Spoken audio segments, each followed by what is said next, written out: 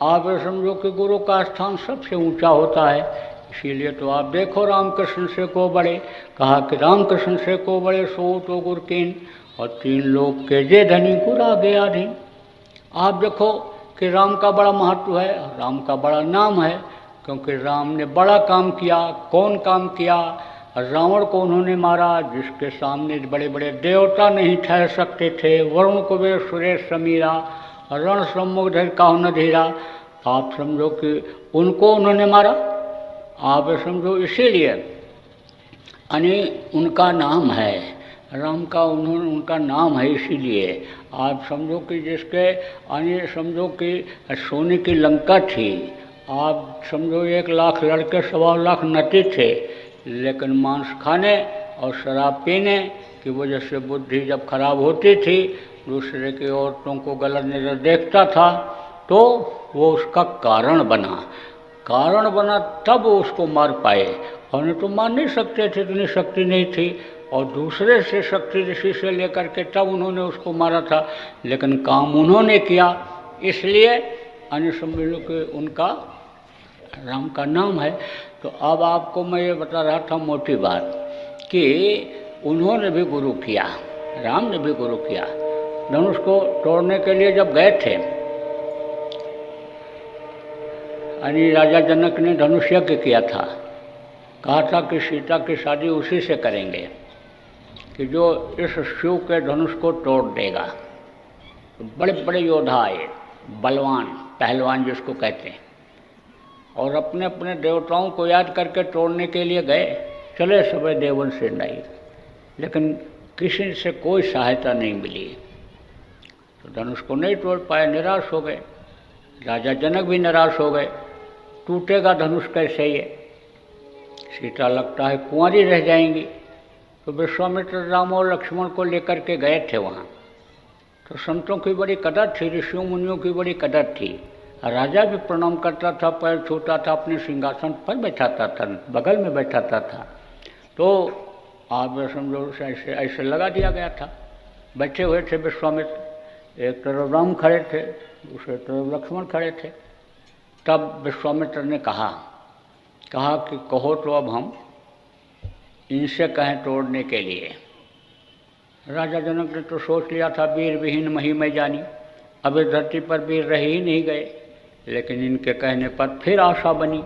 फिर सोचे ये छोटे बच्चे, ये कम उम्र के, ये क्या धनुष को तोड़ पाएंगे।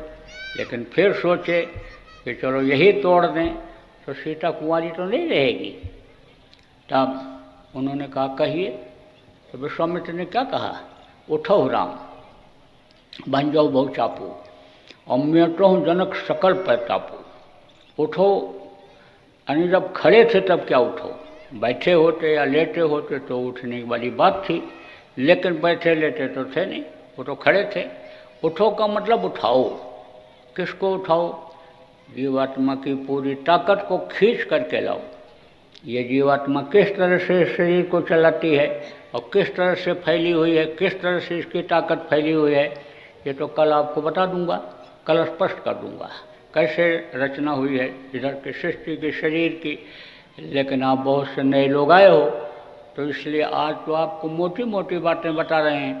3 दिन के सत्संग में सब बात आपको बता दूंगा, किस तरह से रहना चाहिए, किस तरह से खाना चाहिए, किस तरह से स्वस्थ रह सकते हैं, किस तरह से समय पर जो घर घर में बीमारी है, लड़ाई झगड़ा है, ये कैसे दूर होगा। रुपया पैसा बहुत कमाते हैं, बरकत नहीं होती है, कैसे बरकत होगी, यह सब बात आपको बताऊंगा। इसके साथ ही साथ शरीर की रचना कैसे हुई, शरीर कैसे यह बना, कैसे काम चल रहा है, ये देवी देवता कौन है, अंडपिंड ब्रह्मांड क्या है, ये 9 करोड़ दुर्गा कौन है, 10 करोड़ शंभु, ये सब बताऊंगा आपको। लेकिन एक ही दिन में एक ही समय में सारी बातें नहीं बताई जा सकती हैं।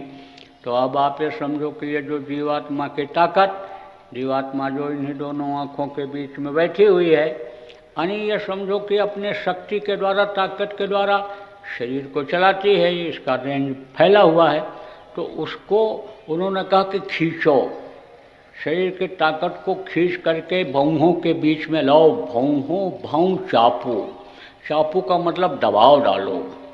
यानी उस ताकत के द्वारा यानी उसको तोड़ो। कि जैसे आप देखो यानी ये गैस का सिलेंडर होता है और उसमें वेल्डिंग करने वाला वो पाइप लगा रहता है, तो जब यानी ऐसे उसको धीरे से खोलते हैं तो पहले धीरे धीरे यानी समझो उसमें लौ निकलती है, जलने की यानी लहर दिखाई पड़ती है।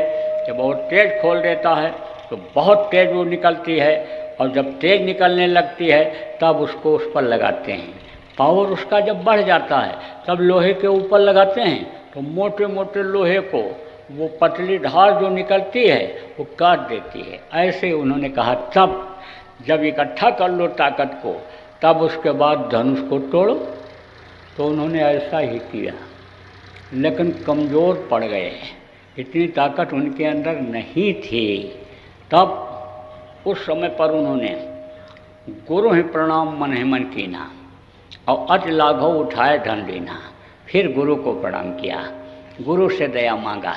कहते हैं जब हार जाओ, कोई सहारा न हो, निराश हो जाओ, तो गुरु के शरण में जाओ, उनसे पूछो, उनसे रास्ता पूछो, उनसे मांगो, उनसे तरीका मांगो तो सुलझ जाएगा।